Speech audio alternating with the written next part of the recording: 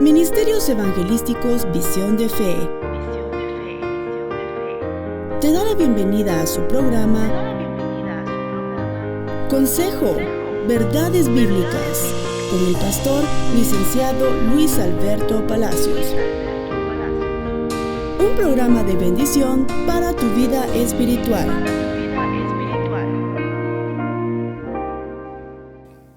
Gloria a Dios. Quiero que me acompañen, hermanos, a Proverbios capítulo 4, al versículo clásico, ¿verdad? Ese lo conoce toda la iglesia de memoria. Proverbios 4, versículo 18. Voy a utilizar la versión nueva, traducción viviente, para darle una arista diferente y tal vez un poco más clara de lo que Dios quiere hablar a nuestra vida. Proverbios 4, 18. Me indica usted cuando esté conmigo. Dice la palabra del Señor: el camino de los justos es como la primera luz del amanecer. Mire qué bonita versión. El camino de los justos es como la primera luz del amanecer, que brilla cada vez más, hasta que el día alcanza todo su esplendor. Pero el camino de los perversos es como la más densa oscuridad. Ni siquiera saben con qué tropiezan. Mire qué fuerte lo que el Señor contrasta acá. El camino del justo y el camino del perverso, dice, o del malo, ¿verdad? Bueno, que el Señor nos bendiga a través de su palabra. Al ver estos dos versículos, de alguna manera nos damos cuenta que el proceso de avance en nuestra vida espiritual es complejo, hermanos. Es difícil, es de luchas, es de batallas, porque tenemos un enemigo que en Juan 10:10 el Señor dijo que es un ladrón que viene a hurtar, a matar y a destruir lo que tenemos de Dios. Pero tenemos también una provisión divina que es la vida del Espíritu que nos ha sido dada. Y esa vida del Espíritu es un impulso, hermanos, que nos va trabajando y nos va impulsando hacia adelante para que no nos detengamos en el caminar cristiano. Entonces, definitivamente, somos administradores de lo que Dios nos ha dado. ¿Qué nos ha dado Dios? La vida nueva, la vida del Espíritu que ahora tenemos en nosotros, porque de una manera misteriosa, de una manera incomprensible a la razón humana, el Señor trajo una vida especial que pusieron en nuestra vida física. Recuerdo que el fundador de nuestra misión, hermano Tonel Ríos, decía que la obra de Cristo en nosotros y el Espíritu era como un embarazo gemelar, porque nos pusieron a nosotros intrínsecamente al Espíritu de Cristo, al Espíritu vivificante de Cristo y al bendito Espíritu Santo. Y el apóstol Juan dice que incluso el Padre está morando en nosotros. Entonces tenemos la plenitud de Dios, y esa plenitud de Dios tiene que redundar en una vida nueva, en una vida diferente, en una vida de luz, como dice la palabra en Proverbios 4:18, esa primera luz del amanecer que brilla cada vez con más intensidad hasta que alcanza su pleno esplendor. Qué gratificante leer esto, hermanos amados, porque significa que no hemos alcanzado aún. Todavía no se ha evidenciado lo que hemos de ser. Como dice el apóstol Juan, amados, dice, ahora ya somos hijos, pero aún no se ha manifestado. Interprétese, no se ha manifestado a plenitud lo que habremos de ser. Porque el Señor tiene un prototipo, tiene un modelo original que es la vida santa y pura de nuestro Señor Jesús. Y qué desafiante es entender que el Evangelio es un proceso en el que nos están trabajando para que cada día nos parezcamos más y más al Cristo de la gloria.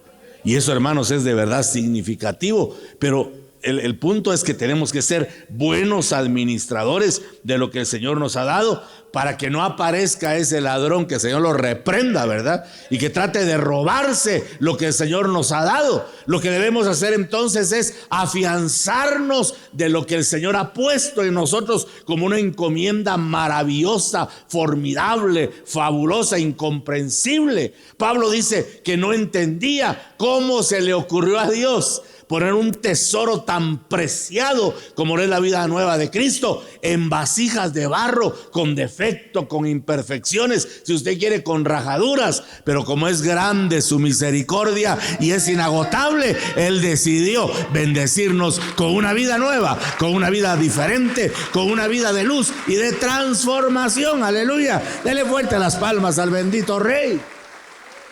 Los apóstoles, hermano, dentro de su doctrina apostólica, ellos se perfilaron mucho acerca de la vida nueva. El apóstol Pablo habló en repetidas ocasiones de esa vida. Él dijo que para él el vivir era Cristo y el morir era ganancia. También enseñó que si alguno está en Cristo es nueva criatura. Y el apóstol Pedro en su primera epístola, acompáñenme ahí por favor, primera de Pedro capítulo 1 y versículo número 3, también apuntala el mismo aspecto de esta vida que el Señor nos ha otorgado. Primera de Pedro 1:3, que dice: bendito el Dios y Padre de nuestro Señor Jesucristo, que según su grande misericordia nos hizo renacer para una esperanza viva por la resurrección de Jesucristo de los muertos, dice. Ahora vamos a cotejar acá con esta versión: que toda la alabanza sea para Dios, el Padre de nuestro Señor Jesucristo. Es por su gran misericordia que hemos nacido de nuevo, porque Dios levantó a Jesucristo de los muertos. Ahora vivimos con gran expectación y tenemos una herencia que no tiene precio. Oiga eso, tenemos una herencia que no tiene precio, una herencia que está reservada en el cielo para ustedes. Qué maravilloso eso, pura y sin mancha, que no puede cambiar ni deteriorarse. Alabado sea el nombre del Señor. Esa es nuestra herencia, hermanos amados, algo incorruptible, algo muy preciado. Dele fuerte las palmas al Señor si son para Él. Una herencia que no tiene precio. Pero ¿para quién es la herencia? Diga conmigo: para los nacidos de nuevo. Diga conmigo: para mí, porque usted ha nacido de nuevo, ¿verdad? Ahora dice que es por su gran misericordia que hemos nacido de nuevo, porque eso se llama en teología conectivo de resultado. O sea que nosotros podemos nacer de nuevo y nacimos ya. Y vendrá gente que nacerá de nuevo, no porque sea una gran persona, no porque haya elegido o haya decidido, sino porque Dios levantó a Jesucristo de los muertos. Y por eso tenemos expectación, dice el apóstol Pedro. Es como que quisiera decirnos que la resurrección de nuestro Señor Jesús, de la tumba literal, es una figura exacta de la resurrección espiritual que nosotros estamos experimentando hoy por hoy. Porque para nacer de nuevo hay que resucitar, hermanos. La Biblia dice que estábamos muertos en delitos y pecados. No había esperanza para nosotros. Estábamos doblemente condenados, porque íbamos a pasar la muerte física de esta tierra y la muerte espiritual que se conoce como la muerte segunda, que es la que va a mandar al infierno a muchos espíritus, ¿verdad? Que al final van a estar allí. Pero dice que el Señor apareció en nuestro camino. Bendito día en el que Jesús apareció y resplandeció su luz por primera vez. Resplandeció la luz salvífica del Señor, porque antes de que la luz viniera, con todo respeto, usted y yo éramos tinieblas. No dice que estábamos, dice que éramos tinieblas. ¿Ya entendió usted eso? No estábamos en tinieblas, éramos. Nuestra naturaleza era tenebrosa. ¿Qué tanto Satanás había tomado control de nuestra vida como un usurpador? Porque Satanás no es capaz de engendrar vida. El único que engendra vida es Dios. Satanás solo puede engendrar muerte, pero tomó derecho de nosotros y nos puso esa marca antagónica de oscuridad, de pecado.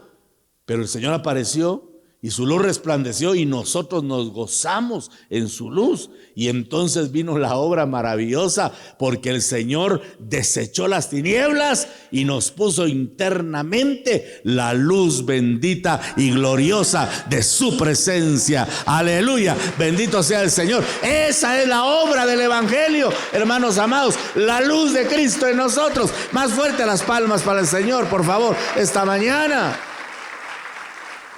Pero ahora, como buenos administradores, tenemos que procurar que esa luz vaya creciendo hasta que brille plenamente. Por eso le digo, no tenemos todavía el brillo que debemos tener.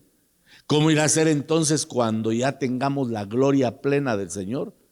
Pero no permitamos que nada nos robe lo que Dios nos ha puesto. ¿Y sabe qué es lo que va robándose la provisión de Dios? El incumplimiento de los principios bíblicos que el Señor ha dejado. Porque dice que el cumplimiento de los principios bíblicos nos va a llevar a crecer cada día más y más en gracia delante de Dios y delante de los hombres.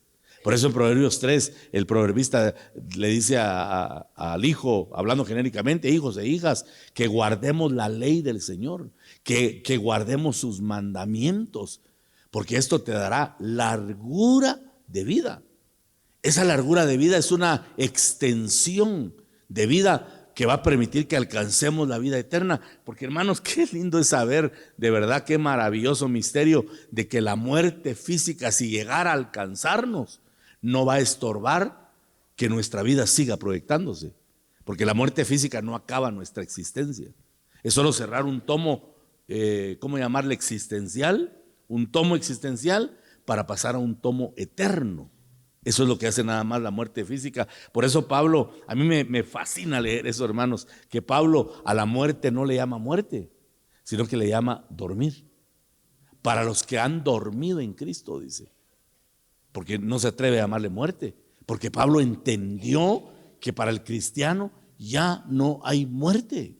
Pastor, pero he visto que sepultan cristianos temporalmente nada más, dormidos en una etapa en la que el Señor vuelve a garantizar que su resurrección va a sacar los cuerpos, hermano, porque dice la Biblia que el espíritu está en las dimensiones de Dios, que el alma está también en un paraíso, en un lugar intermedio de donde el Señor va a tomar de nuevo el alma y el espíritu para integrarlos en el cuerpo. Porque dice el Señor que nuestro espíritu va a venir con Él. Eso dice la Biblia, que vamos a venir con Cristo. Los que han dormido en Cristo, dice que vendremos con Él en el momento de la resurrección. Mire qué maravilloso. Dios sigue teniendo control de nuestro espíritu y nuestra alma. O sea que en el cristiano lo único que se queda en la tumba es el cuerpo físico, que se va pulverizando, esperando el día glorioso en el que sea integrado ese cuerpo, que yo particularmente creo que no va a ser un cuerpo físico. Creo que va a ser un cuerpo etéreo, un cuerpo glorioso como el del Señor Jesucristo, porque le van a quitar la carne, van a quitar la sangre, que es la que sustenta la carne, ¿verdad? Por eso es que cuando no hay circulación sanguínea, la carne comienza a corromperse, perdone la expresión, a podrirse pues, porque ya no hay sangre. La sangre es la que le da vida a la carne. Cuando la sangre está circulando hay vida. Por eso cuando una persona tiene una atrofia en sus venas y la sangre no circula, comienza la piel a caerse a pedazos, ¿verdad? Comienza la piel a corromperse y por eso a veces hay amputaciones, porque la sangre no está corriendo. Pues nos van a quitar la carne y nos van a quitar la sangre, y el nuevo cuerpo que Dios promete para nosotros va a ser un cuerpo de luz.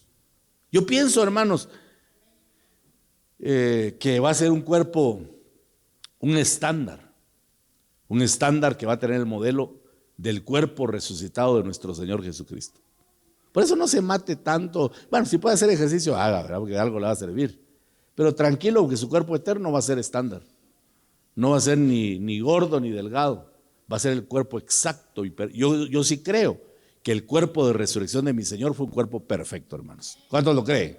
Un cuerpo elegante, hermoso, radiante, semejante al que tuvo el Señor mientras estaba en un cuerpo físico. Su cuerpo glorioso va a haber sido algo sobrenatural, deslumbrante, impresionante. Por eso Juan dice, nosotros vimos su gloria, porque ellos lo vieron transfigurado y lo vieron resucitado con un cuerpo que va a ser muy parecido al que nos van a dar a nosotros, porque insisto, nos van a quitar la carne que se corrompe y se muere y nos van a dar la luz que viene de lo alto en la plenitud que Cristo ya preparó para nosotros. Aleluya, démosle fuerte las palmas al Señor. Ahora bien, tenemos que entender, hermanos amados, que hay que cuidar el proceso. Hay que cuidar. Esa luz naciente, como dice Hebreos 4:18 en la traducción viviente, ya está en nosotros y va a ir despuntando. Eso significa que cada día la luz se tiene que ver más en nosotros. La palabra dice que Juan el Bautista fue una antorcha que alumbró mientras estuvo en la tierra. Y los que se acercaron a él, dice que se gloriaron en su luz. Hermano, Juan fue un hombre que proyectaba la luz de Dios, que ahuyentaba las tinieblas, que reprendía las tinieblas. Yo creo que por eso es que cuando llegaban los fariseos les decía, ¿quién les enseñó a ustedes, generación de víboras, a huir de la ira venidera? Porque era antagónico. Los fariseos traían tinieblas y él era luz. Había un choque directo entre tinieblas y luz, o luz y tinieblas, porque Juan era una antorcha que alumbraba, que brillaba. Entonces nosotros tenemos que experimentar este despertar de nuestro espíritu, del cual habla el apóstol Pedro, porque cuando la luz viene, lo que hace es que activa en nosotros nuestro espíritu humano para que tenga comunión con el Señor y que la vida vaya creciendo en nosotros. La comunión con Cristo nos tiene que hacer crecer. No podemos, hermanos, estar estáticos, porque mire, con todo respeto, si usted no crece y yo no crezco en el evangelio, estamos metidos en un evangelio de religión. Mejor nunca hubiéramos salido de la iglesia católica, porque es lo mismo, es religiosidad. Pero cuando la vida es nueva, nos va proyectando a cosas increíbles que la mente natural no alcanza a comprender, porque hubo una obra maravillosa. Romanos capítulo 6, por favor lea conmigo, versículos del 1 en adelante. Romanos 6, 1 en adelante. Vamos a buscarlo, me gusta mucho esta versión. Romanos 6, 1 en adelante. Ahora bien, dice acá, ¿deberíamos seguir pecando para que Dios nos muestre más y más su gracia maravillosa? Es una pregunta. ¿Deberíamos seguir pecando para que Dios nos muestre más y más su gracia maravillosa? Quizá tiene el apóstol Pablo en la mente el versículo aquel que dice que donde abundó el pecado, sobreabundó la gracia. Quizá él tiene en mente ese versículo. Entonces ahora pregunta, ¿deberíamos seguir pecando para que Dios nos muestre más y más su gracia maravillosa? Y él responde, por supuesto que no, de ninguna manera, dice la Reina Valera. Nosotros hemos muerto al pecado. Entonces, ¿cómo es posible que sigamos viviendo en pecado? Mire pues, Pablo se proyecta de esta manera. Dice, nosotros ya no podemos pecar para que la gracia venga y que sobreabunde la gracia, porque nosotros ya morimos al pecado. Hermano, ahí hay que detenerse. Ahí hay que detenerse y preguntarse, ¿ya murió al pecado? Pablo dice radicalmente que la obra del evangelio es morir al pecado. Ahora pregunto, ¿será que ya morimos al pecado? Él dice categóricamente que los que ya nacimos de nuevo ya tenemos que estar muertos al pecado. ¿Qué más dice? ¿Cómo es posible que sigamos viviendo en pecado? Entonces ya morimos al pecado. ¿O acaso olvidaron que cuando fuimos unidos a Cristo en el bautismo, nos unimos a Él en su muerte? O sea que el bautismo, más que un acto ceremonial, es un acto, ¿cómo llamarle?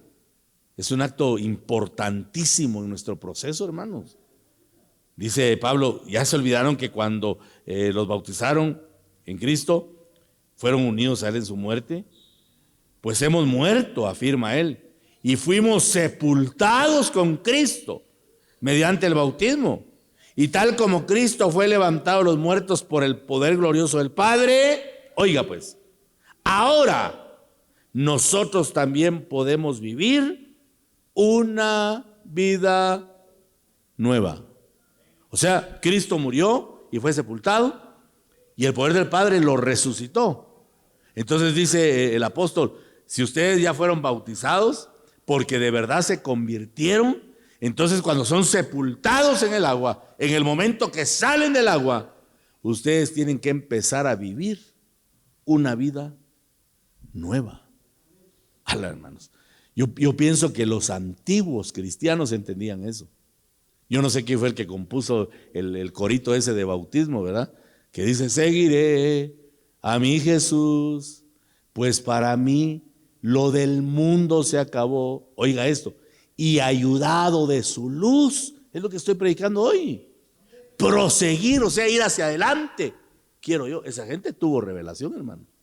¿Cuántos años hace que ese hermano que escribió ese coro ya sabía que el bautismo era para sepultarnos y que nos iban a dar luz para que fuésemos hacia adelante?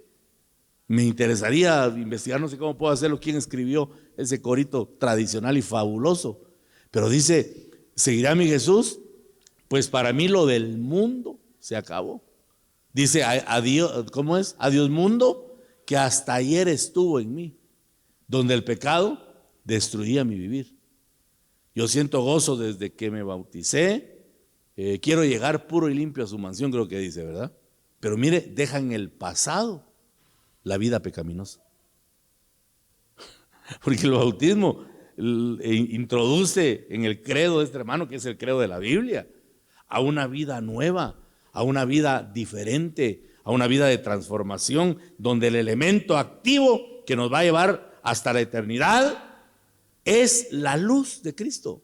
O sea, yo ya tengo la luz, ya tuve que haber muerto al pecado, porque eso es lo que implica la vida nueva, tomar a Cristo, ser bautizados y dejar el pasado atrás. De modo que si alguno está en Cristo, nueva criatura es. Las cosas viejas pasaron, están pasando y pasarán, y aquí todas serán hechas nuevas. Pero la constante de la vida nueva tiene que ser: el mundo ya no es para mí, el pecado ya no es para mí, yo soy una nueva criatura, yo tengo una nueva naturaleza, y ahora tenemos que estar enamorados, no del galardón de la tierra o de las recompensas de la tierra, sino que tenemos que estar enamorados del galardón celestial que pronto el Señor nos va a dar, primeramente Dios. Alabado sea su santo nombre. Hay que avanzar hacia ese galardón eterno. Gloria a Dios, hermanitos amados. Quizá por eso es que antes el evangelio era tenía un poco de austeridad, ¿verdad? Porque no pretendía mostrar la gloria del mundo. Porque era más importante mostrar la gloria de la vida nueva que Dios había traído a su pueblo. Un proceso regenerativo, un proceso de cambio. Lea conmigo también, por favor, Tito capítulo 3. Tito 3, versículos del 4 en adelante. Me indica, por favor, cuando esté conmigo. Pero cuando Dios nuestro Salvador dio a conocer su bondad y amor, Él nos salvó, no por las acciones justas que nosotros habíamos hecho. Mire, la Biblia recalca la gracia de principio a fin. Si usted me pregunta, pastor, en su redención o en su salvación, ¿qué hizo usted? Mi respuesta va a ser: nada. Todo lo hizo Cristo. Esa es gracia. No, pero yo di mi voluntad. No, hermano. Dice que el mismo Espíritu nos atrajo a los pies de la cruz. El Espíritu fue el que nos impulsó hacia la cruz. Entonces, ¿qué hicimos nosotros en la salvación? Nada, hermano. Todo lo hizo Cristo. Lo que hicimos o estamos haciendo ahora es rendirnos a Él. Por eso dice acá, Él nos salvó no por las acciones justas que nosotros habíamos hecho, sino por su misericordia. Nos lavó quitando nuestros pecados y nos dio un nuevo nacimiento y vida nueva por medio del Espíritu Santo. Otro apóstol, ya no es Pablo, ya no es Pedro, ahora es Tito, enfatizando que ya nos lavaron, que nos quitaron toda mancha, todo estigma de pecado, porque nos dieron vida nueva por medio del Espíritu Santo. En el griego dice, Él nos salvó por medio del lavamiento de la regeneración y la renovación del Espíritu Santo. Así dice en el griego, pero esta paráfrasis lo aclara mejor. Nos lavó quitando nuestros pecados y nos dio un nuevo nacimiento y vida nueva por medio del Espíritu Santo. Ahora dice enseguida, Él derramó su Espíritu sobre nosotros en abundancia por medio de Jesucristo, nuestro Salvador. ¿Qué dice que derramaron en abundancia? El Espíritu. Ok, ¿por qué cree usted que derramaron en abundancia el Espíritu? Hay que leer con entendimiento. Él, con E mayúscula, Dios derramó su Espíritu, con E mayúscula también, sobre nosotros en abundancia por medio de Jesucristo nuestro Salvador. O sea, vino el Salvador, nos puso la luz, pero derramaron abundancia de Espíritu. Abundancia. Eso de abundancia significa que nos llenaron. Esa es la primera llenura, porque la primera llenura del Espíritu vino cuando aceptamos a Cristo. Nos llenaron del Espíritu. Ahora la pregunta que le estoy haciendo es, ¿para qué nos llenaron del Espíritu? ¿Y sabe para qué fue? Para que pudiéramos vivir la vida nueva. Aquí vamos a empezar a entender algunas cosas. ¿Por qué muchos no pueden vivir la vida nueva? Respuesta, porque se divorciaron del Espíritu Santo. Se quedaron nada más con la salvación, que no es algo peyorativo, ¿verdad? Bendita salvación. Pero se separaron del Espíritu Santo. Jesús dijo, separados de mí, nada podéis hacer. Pero Él no está. Él está sentado a la diestra del Padre. Entonces dirá alguno, ¿cómo Jesús nos pide que estemos unidos a Él si Él está en la presencia del Padre? Sí, pero para eso envió al Espíritu Santo. O sea que la forma de estar unidos a Cristo es teniendo una comunión estrecha con el Espíritu Santo, porque esa comunión nos va a activar la vida nueva, va a poner pensamientos nuevos, va a poner intenciones nuevas, va a poner conductas nuevas, acciones nuevas, porque el Espíritu Santo es el que trae el paquete de la nueva vida que Cristo activó con su muerte en la cruz del Calvario. Por eso enviaron abundancia de Espíritu. Versículo 7, por su gracia, o sea, por el Espíritu que le da gracia, Él nos declaró justos y nos dio la seguridad de que vamos a heredar la vida eterna. Mire eso. ¿Cuál es el garante entonces de que vamos a heredar la vida eterna? El Espíritu Santo. Por eso dice Romanos que el Espíritu da testimonio a nuestro espíritu que en verdad somos hijos de Dios. O sea que el Espíritu tiene que estar hablándonos, hermano. Tiene que estar comunicándonos el Espíritu. Tenemos que tener estrecha relación con el Espíritu cada día. Al despertar tenemos que hablar con el Espíritu Santo, porque para eso lo enviaron. Jesús dijo que estaría con nosotros, estaría en nosotros y estaría sobre nosotros. O sea que el Espíritu nos ha envuelto completamente para que tengamos comunión con Él. Y por eso Pablo les suplica a los efesios y les dice, no contristéis al Espíritu Santo que ha sido puesto, porque si el Espíritu se contrista, si el Espíritu se apaga, se va. Y si nos quedamos sin el Espíritu Santo, hermanos, es imposible que podamos vivir la vida nueva. Y regresa la carnita, decía un hermano, regresa a la vida del pasado. Empezamos a suspirar por el pasado, empezamos a recordar el pasado, pero de una forma sufriente, de una forma en la que me recuerda al pueblo egipcio. ¿Por qué nos sacaste de Egipto? Por lo menos ahora teníamos ajos, por lo menos ahora teníamos cebollas. Mire lo que recordaban esos ingratos, teniendo delante la tierra prometida y pensando, hermanos, en los ajos y las cebollas de Egipto.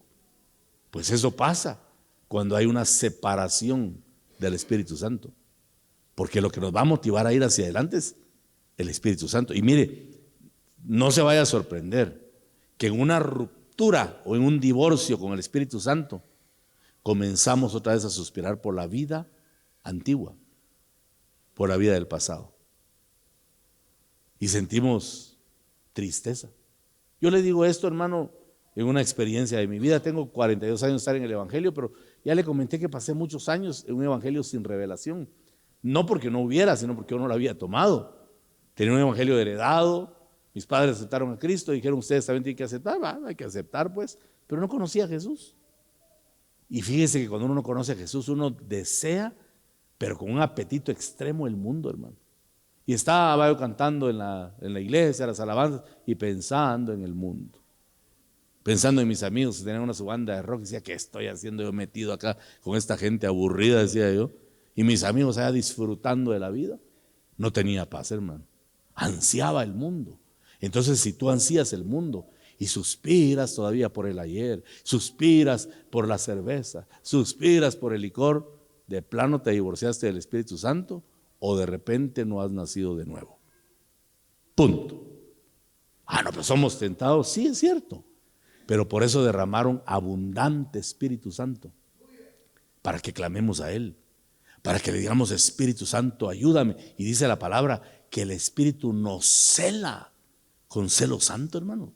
El Espíritu nos anhela con celo santo. El Espíritu desea mantenernos en la tangente, ¿verdad? Mantenernos en la línea que nos lleva a la eternidad. Pero esa voz tiene que ser una voz que guía, una voz constante que va mostrando el camino para que no nos extraviemos. Pero insisto, si se apaga el Espíritu Santo, los deseos de la carne van a brotar inmediatamente y vamos a empezar a pensar en el mundo, a recordar el ayer. Ya no vamos a tener sosiego en el evangelio de revelación, porque el mundo nos está llamando, porque sabe el ladrón, que el Señor lo reprenda, que nos apartamos del Espíritu Santo.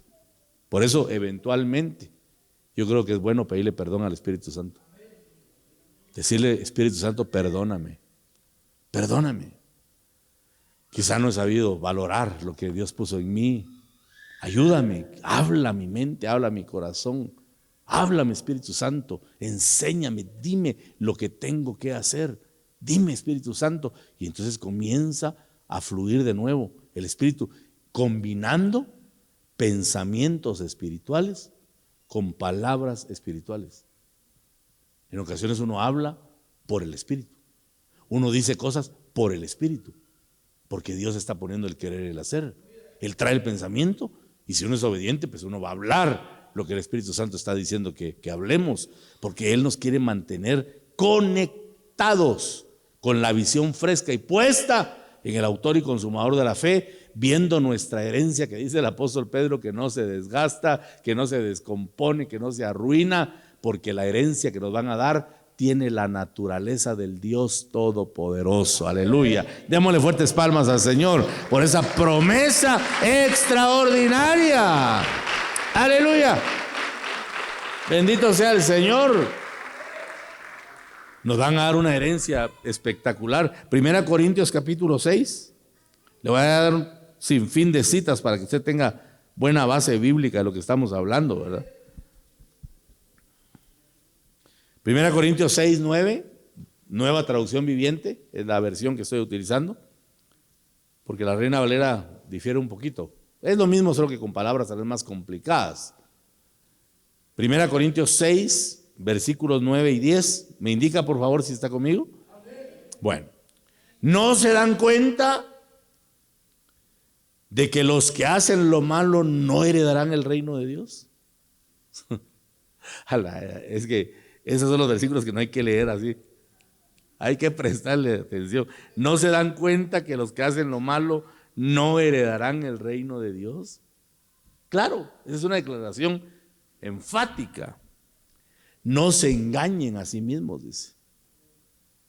Los que se entregan al pecado sexual, o rinden culto a ídolos, o cometen adulterio, dice esta versión, o son prostitutos, o practican la homosexualidad, o son ladrones, o avaros, o borrachos, o insultan o estafan a la gente, ninguno de esos heredará el reino de Dios. Pablo da ahí la lista de lo que es malo delante de Dios. Y claramente dice el apóstol, ninguno va a heredar el reino de Dios. Y enseguida dice, algunos de ustedes antes eran, diga conmigo por favor, éramos. Tiempo pasado. Eso es tiempo pasado.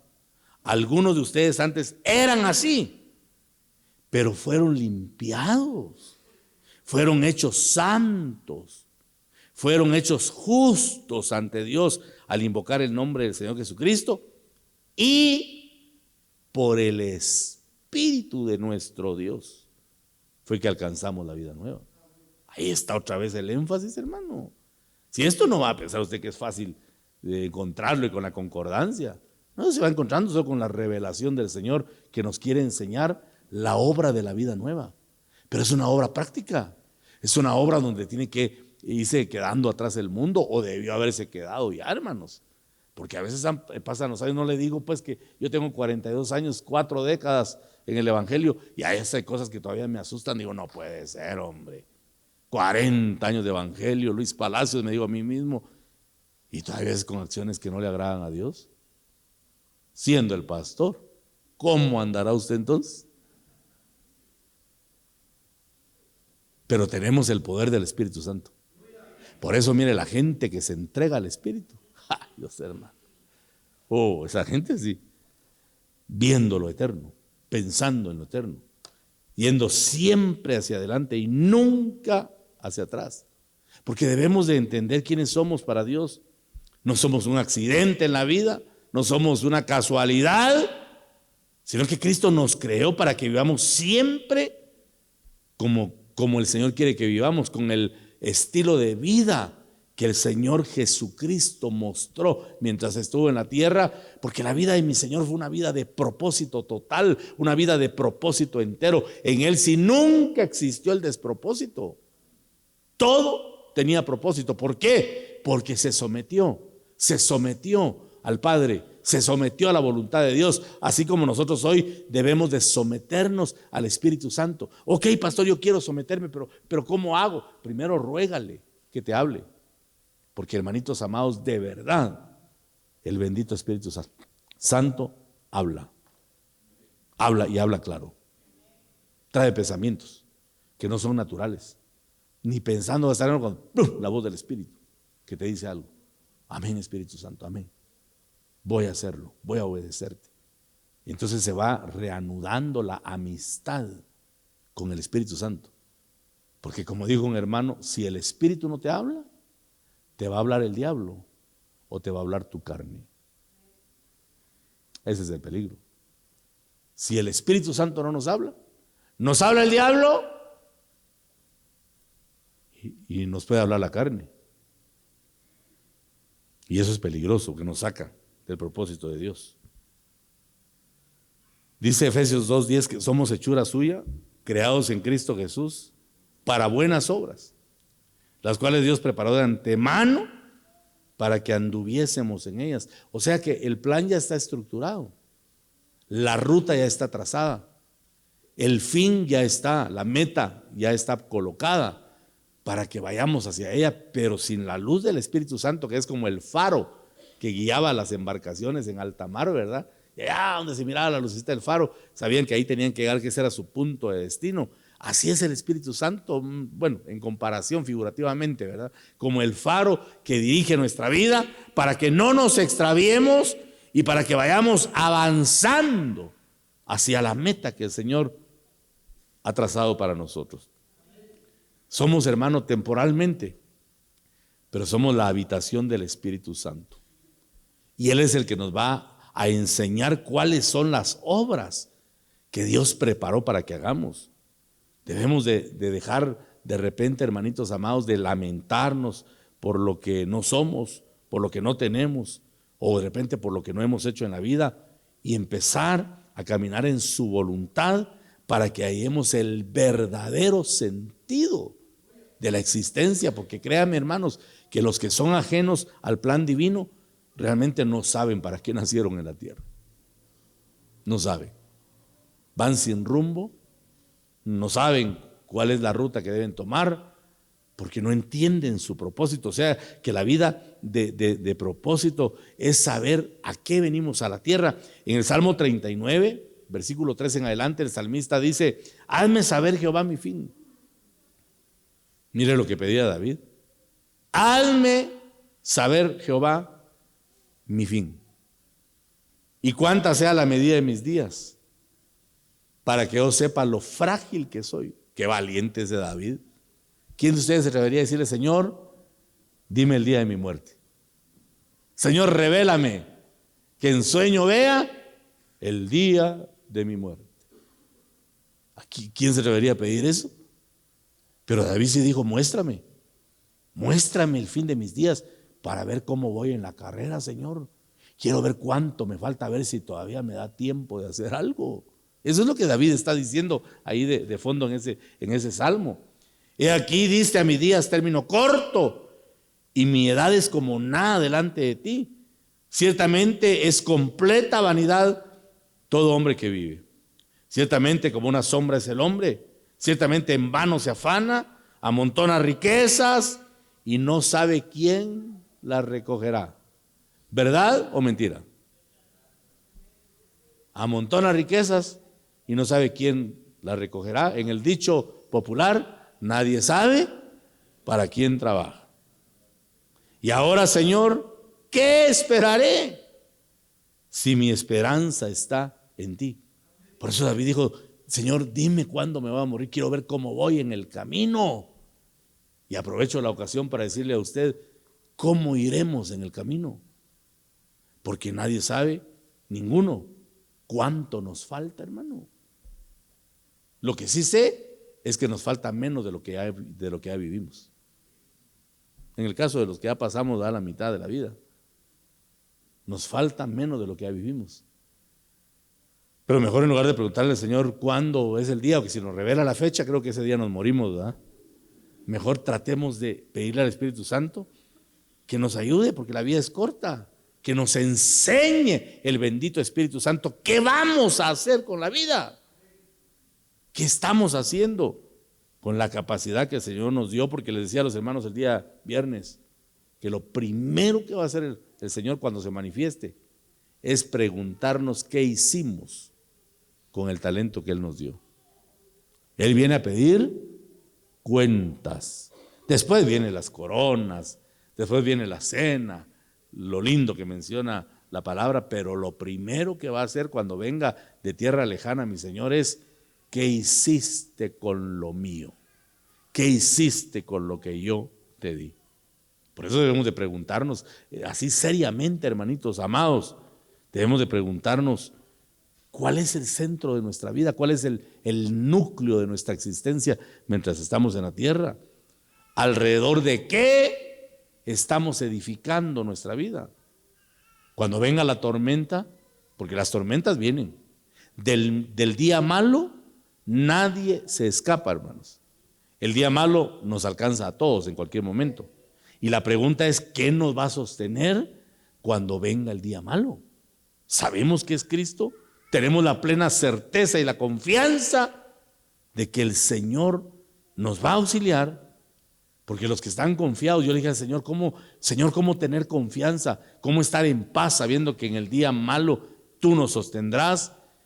El Señor me decía que los confiados, los que reposan en la provisión de Dios, son aquellos que están acostumbrados a adorar. Porque la palabra adoración es tener confianza y tener amor. En el significado etimológico de donde se deriva la palabra adoración, implica tener confianza y tener amor. La adoración es la forma espiritual de besar a Dios. Mire qué lindo es.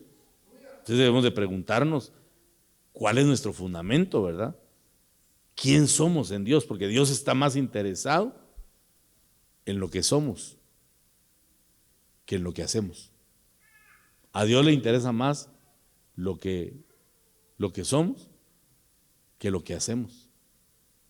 Porque hay gente mala que hace cosas buenas. Si no, echen una miradita a los políticos. Por ejemplo, ¿verdad? Hacen cosas buenas y algunos son malos, tal vez no todos, ¿verdad? No podemos juzgar la parte por el todo, pero generalmente se pueden hacer cosas buenas siendo malo. Dios está más interesado en saber quiénes somos, más de lo que estamos haciendo. que nuestro carácter esté definido, pero básicamente que sepamos, hermanitos amados, qué vamos a hacer con lo que nos queda de vida. Amén. ¿Qué galardones ha preparado Dios para mí? Porque Él nos dio dones y habilidades para que las utilicemos y que al final aparezca el Señor juez justo y nos recompense. Puede ser al final, escúcheme, o puede ser mientras estamos en la tierra. Puede ser aquí en la tierra. ¿Será pastor? Sí puede ser. ¿Por qué? Porque Pedro le dijo al Señor hasta con arrogancia: ¡Ey, Señor! ¡Ey! Y nosotros que lo hemos dejado todo. ¿Qué había dejado Pedro? Unas redes podridas. Pero él dijo: hemos dejado todo, hasta la boca torcida, hemos dejado todo. ¿Qué recibiremos? Y el Señor le dijo: pues a ustedes que me han seguido en la regeneración de su alma. Oiga, no se las puso fácil. Le dijo: papadito, si realmente estás cambiando, si has tomado la vida nueva, porque regeneración es palingenesia, es vida que viene de lo alto. Entonces le dijo: si me has seguido en la regeneración, te digo, Pedro, que recibirán 100 veces más en la tierra. ¡Wow! Una red dejó Pedro, le dio al Señor 100. Y buenas, no podría, ¿verdad? Porque hay recompensa en la tierra. Entender el por qué estamos en la tierra y cuál es el fin de nuestra existencia, eso es lo que nos va a llevar a esa vida de luz, a esa vida propagada que menciona Proverbios 4:18. La vida de abundancia nos la van a dar de esa manera, pero tenemos que saber que la abundancia, porque eso es otra cosa, hermanos. Y cuando hablo de vida abundante, la pregunta es: ¿en qué pensamos? Pensamos en mucha plata en el banco, muchas propiedades, muchos vehículos. ¿En qué pensamos cuando hablamos de vida abundante? ¿Con qué nos conectamos? El Señor les dijo a los discípulos: guardaos de la avaricia, en el Evangelio de Lucas, porque la vida del hombre, les dijo, no consiste en la abundancia de los bienes que posee. Ahí descartó el Señor que la prosperidad material sea la vida abundante. No, Él habla de una vida abundancia, de abundancia, de gracia en primer lugar, que es el tema que hemos estado remarcando. Nuestra vida tiene que abundar en gracia. En otras palabras, en el Espíritu Santo, porque Él es la gracia. Amén. Tiene que abundar en el consuelo del Espíritu Santo, porque Él es el consolador por excelencia. Tiene que abundar en un espíritu de búsqueda y también, ¿por qué no decirlo?, financieramente, pero que el fundamento sea la gracia del Espíritu Santo. Tenemos que abundar en palabra. ¿Cómo estamos en palabra, hermanos? ¿Cómo estamos en palabra? ¿Estamos bien? ¿Estamos más o menos bien? ¿O estamos mal? Ya le conté en una ocasión que vino un apóstol acá y me invitaron. Nunca me había puesto tan nervioso, hermano. Porque el apóstol, ya un hombre maduro, con una trayectoria misionera y evangelística, que no le llega a uno pero ni a las suelas de los zapatos de esos hombres. Y él habló de la importancia de amar la palabra. Y dijo: ¿cuántos pastores hay acá? Amén, todos. Quiero ver los príncipes del Señor. Levanten su mano. Oh, qué bendición. Una vez más quiero ver a todos los príncipes. Pónganse de pie, mejor. Ustedes son los responsables de enseñar abundancia de palabra. ¿Qué tal andan ustedes en palabra, pastores? Quiero invitar aquí a 3, digo, que pasen por lo menos a decir 200 versículos bíblicos. Ahí sentí que me puse a poner pálido, hermano. Dios mío, dije. Tuve que aprender, ahora sí se los puedo decir. Me puse nervioso y pasó al primero, hermanos. Si mucho llegó a 20. Y digo: ustedes están enseñando al pueblo de Dios. Y ustedes dirán: pero el apóstol, ¿qué tan bueno es? Ahí les voy. Digo. Más de 200 versículos de memoria. Por eso le pregunto a usted: ¿cómo está en palabra? ¿Hacemos la prueba? ¿Comenzamos con quién? ¿Con los ancianos? Le voy a poner poco, 50 nada más. No, abundemos en palabra, hermanos. Abundemos en palabra. ¿Cuántos dicen amén? Aleluya, démosle fuertes palmas al Señor.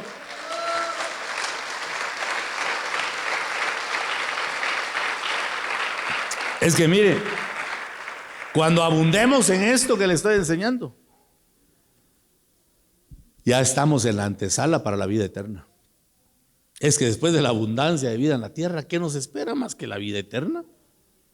Amén. La oportunidad de conocer plenamente al Padre. La oportunidad de entender todo lo espiritual. Fíjense que estando allá, en la eternidad, vamos a entender el porqué de la Santa Cena. Vamos a entender el porqué del diezmo. Vamos a entender el porqué de todo lo que Dios nos pidió aquí. Lo vamos a entender hasta allá. Va a ser nuestro garante, van a ser las arras, la garantía final de que vivimos en la tierra conforme al propósito y la voluntad de Dios. Hermanitos amados, Dios tiene una corona